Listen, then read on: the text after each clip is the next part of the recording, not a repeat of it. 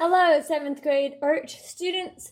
So this is going to be obviously the second layer of paint on the Berthe Morisot Peony painting. I'm going to work more on the table first. I'm going to actually leave this background exactly how it is for now because it's pretty light in the actual painting and I don't want to make anything too dark. So I'm going to be going in on a second coat on the table to make it look a little bit more like the actual painting does, which I have in front of me once again. And then I'm also going to go ahead and move on to do some of the leaves and different things that are in that vase. Now you will see that when I do start painting, I'm going to start with the leaves because they are a little bit behind the flowers. So I'm going to be doing the leaves and any of the green parts first. And then I'll be doing the flowers and the vase and any other things that are a little bit more on the surface. And one thing to pay attention to when we do look at the different shades of green is that some of those greens have blue in them, some of them have yellow in them, some of them are just green. So one thing you really want to pay attention to when you are painting, no matter what colors you are using, is the actual little nuances within that color so that you can make each color as accurate as possible. So right now I'm just getting my black wet so that I can go back into that table a little bit more. Remember, on the table, I'm not going to use the wet on wet technique simply because it's a pretty solid space with rather dark colors. Plus, it's a smaller space, so I don't really need to use the wet on wet to be able to make things as smooth as I need them. And not to mention, on the actual painting, the table is not nearly as smooth as the background. So it's okay if there's a little bit less smoothness there. So right now I'm just continuing to work on darkening sort of the back area, adding some brown and some black because there's definitely a good bit of both colors in there. Now towards this area you can see more of the brush strokes. So I'm going to let some of those brush strokes show a little bit. And then I'm going to mix up a little bit of a grayish color here because there is some of that grayish bluish color. So I'm just going to put some black in there, some blue, some water, and then just a little bit of white.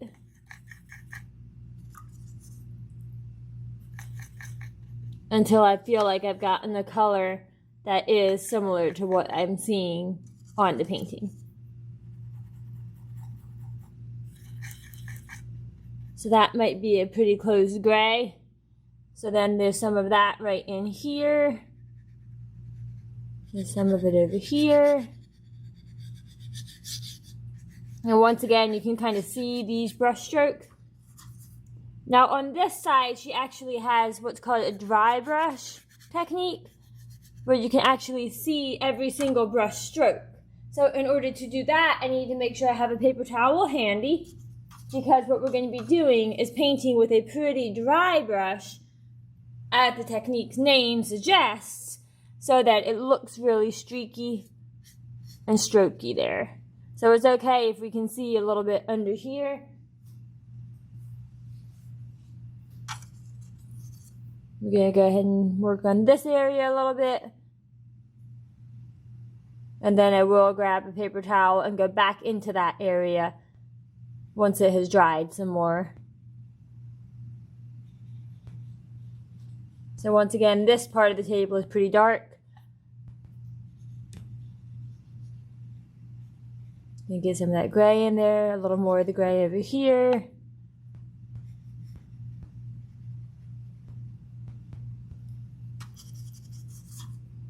Then she's got some more of the brown here.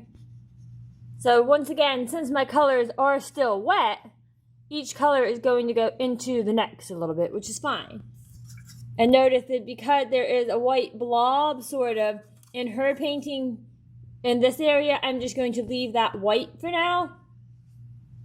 She also had this weird little sort of scribbly thing over here. So obviously I'm not really sure exactly what this is, but it kind of looks like this. So the main thing that I'm going to do is just focus on making sure that I make it look accurate.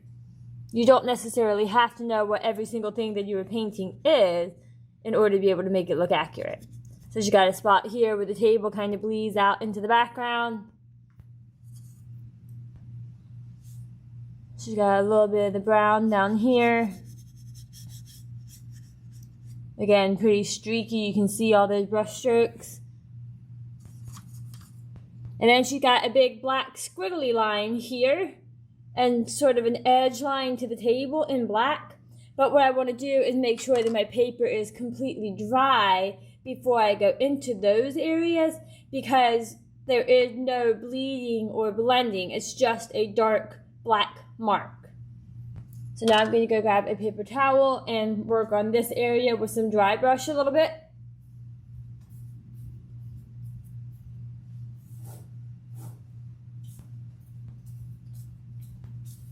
I'm going to actually dry that area up if it's not already dry. Then I'm going to dab off my brush so that it's not too wet. Just get some of that paint and then just go in with some of those streaks. You do want your paint to be a little bit dry for this part.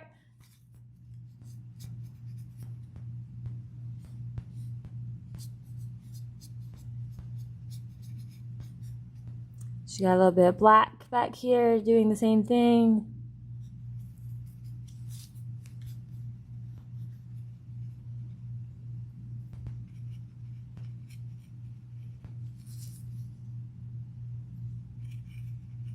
So right now I'm just putting in some of those details that she had. Again, I don't necessarily know exactly what every single detail is, but what I know is that I'm trying to make sure that my painting looks as much like the original as possible. And in order to do that, I'm going to have to sometimes paint things that I don't really know what it is. But I can tell what color it is, and I can try to make mine match as much as possible. And that's kind of our goal here.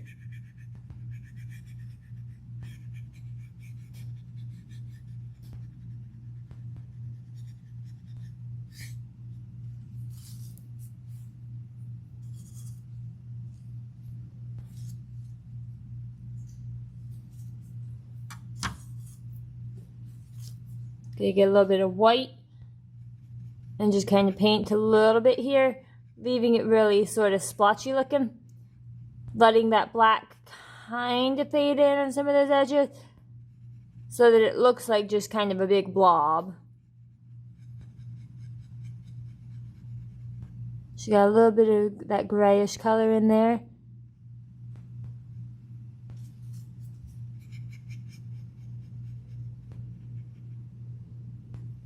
It's darker toward the back as it blends in a little bit more, and then gets lighter as I get toward the front. So I'm going to let that white remain white right there. So then that might be a second layer on the table. It could end up being the last layer, but we're not necessarily going to know, like I said previously, until it dries. Because really, until each layer dries, we don't really know if we need to add more to it or not. So now what I'm going to do is go ahead and start on the leaves a little bit. I'll start a little bit on the leaves in this video, but then there'll be another video that focuses even more on the leaves. But I'm going to go ahead and mix up sort of a bluish green color here. Just going to put some blue in there, some green in there.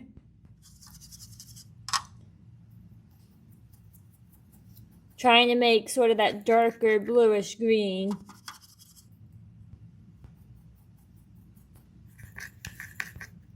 It's getting pretty close. So notice that as I am mixing my color, I'm rinsing my brush out between each new dab of color. And what that's going to do is help me make sure that I'm not messing up my actual blob of color within the palette. So there we go, just put a little bit of brown in there, and that's a pretty close green. I know you can't necessarily see it, but I've used my middle portions here where the little cubbies are to mix my colors. So then I'm going to go ahead and just start in with some of the leaves that are that darker green. And right now I'm just kind of putting a base coat on them. So I'm just going to kind of be painting it green so that I can see that area.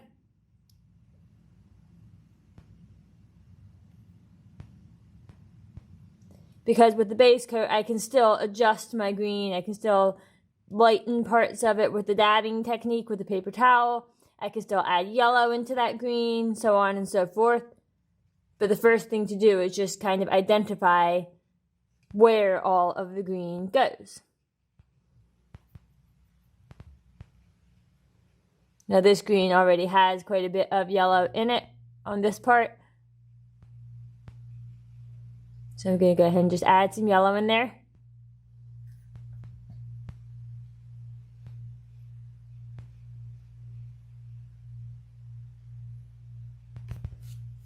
So remember, you can always dab off in your paper towel if you need to make a lighter shade of green even at this point.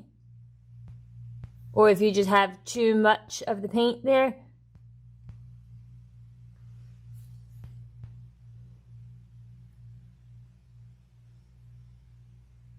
And remember that you can use multiple brushes. So here, because I might need a thinner line, I'm going to use a smaller brush.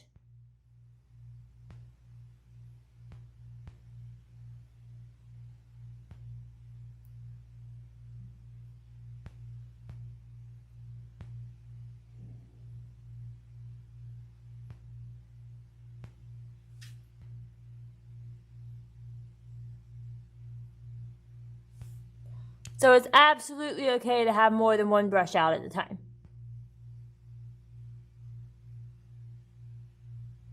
So again, I'm still just kind of painting the green. There's a little more blue in this part.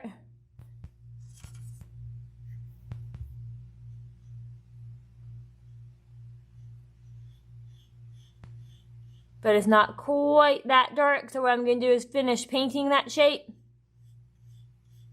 And I'm going to dry my brush off and just lift up some of that color to make it lighter.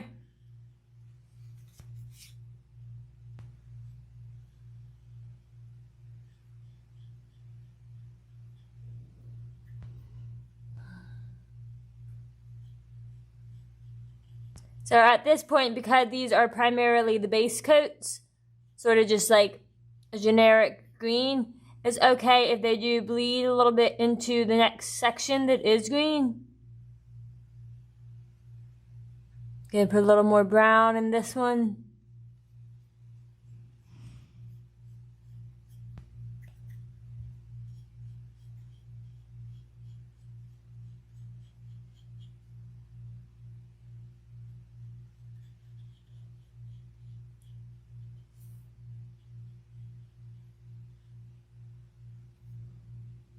And then this part of the leaf is going to be a little bit darker because it's sort of the underside where that leaf is folding over.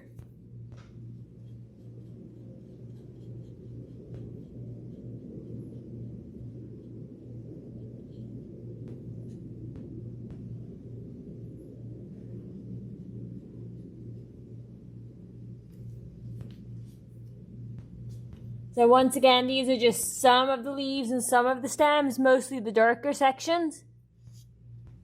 I'm going to be doing another video on the leaves very specifically and getting into some of those more lighter areas, a little more detail.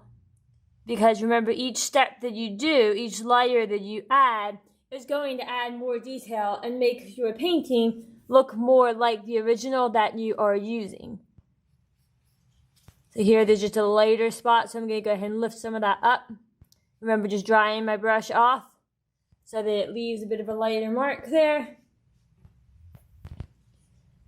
I'm going to go ahead and mix another bit of green here because the leaves on this side are all more of a limey green. So we're going to use a limey green on my base coat back there.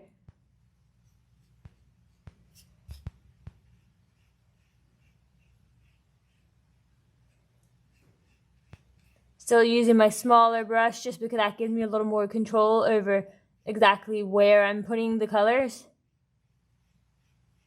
And again, it's okay if your greens overlap like how they are right here. Remember, there's going to be a flower in front of this section eventually. So I'm kind of just painting around where that flower is going to be.